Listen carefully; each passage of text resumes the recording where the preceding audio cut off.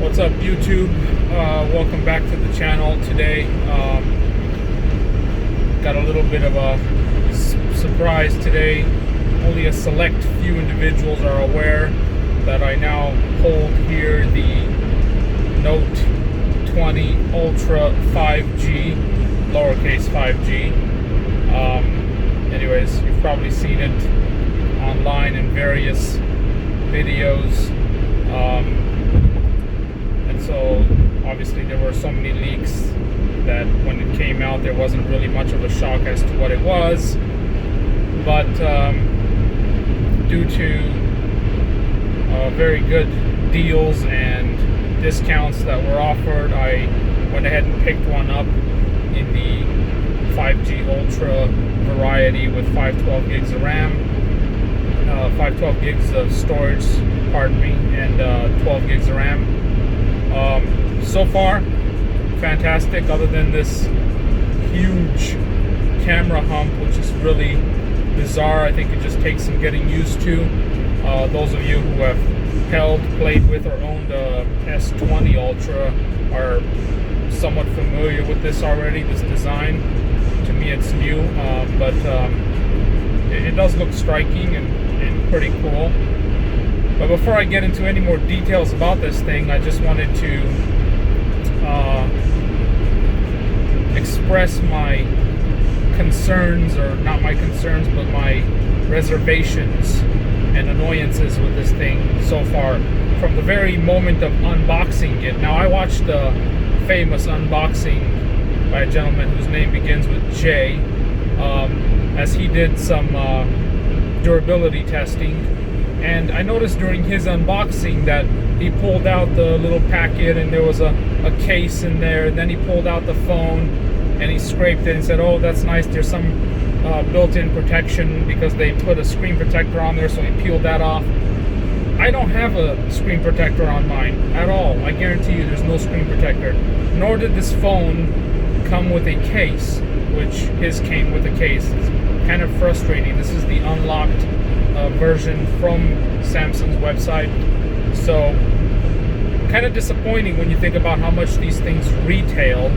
This 512 version comes in at a whopping $14.45 USD.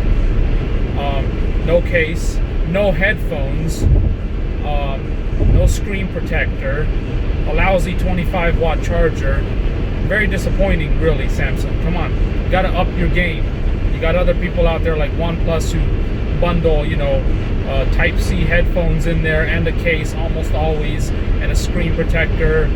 And even like the S10 Plus, it came with a pre-installed screen protector, which, it's not tempered glass. It's not the best screen protector in the world.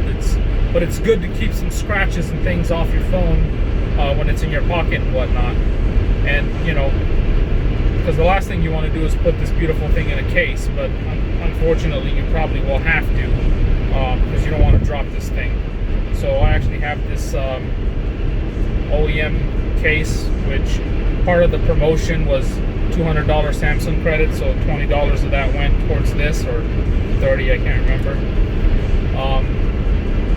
But yeah, other than that, other than those annoyances from the unboxing experience, which is very lacking. Even the box is totally cheap. They could do so much better. I think the Note 9 even had a better box.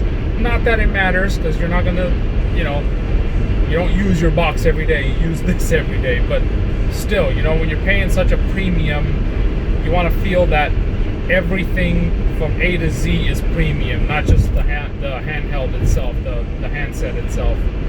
Anyways, without rambling on too much about it, I've only had it for less than 24 hours. The screen is superb. The build is magnificent. I mean, solid and gorgeous. Total fingerprint magnet in this mystic black. But it's a beautiful build, beautiful phone. It's a bit heavy, definitely large, especially if you're gonna put a case on it or anything like that, like this one here. Like I said, let me go ahead and snap that on there so you can see. Now it's super grippy and not a magnet anymore, and it has some protection on the lenses there. It just makes it heavier and bigger. But there you go. You kind of have to. You kind of have to do that. So the buttons are on the right side of the phone again, where they should be, where your finger can hit the power button and your thumb can control the volume easily. None of that nonsense where you're over here. It's kind of annoying. Thank you, Samsung, for fixing that. But not thank you for moving the S Pen. Move the S Pen from here to here. Now you have to retrain yourself. How am I going to get this S Pen out? Is it like this? Is it like this? It's, I don't know. These types of changes don't do much for the user, unfortunately. They probably offer some kind of benefit in the manufacturability of the device. So probably the way the battery's laid out, because they moved the buttons, things of that nature. They had to move the S Pen to the other side. I'll get used to it. But it was just one thing that, oh man, they moved the S Pen. Fingerprint sensor works superbly. The camera hole punch is just so tiny now. It's beautiful. You can hardly tell it's there. So I really like that. Thank you for that. Other than that, what's to say? This thing transferred,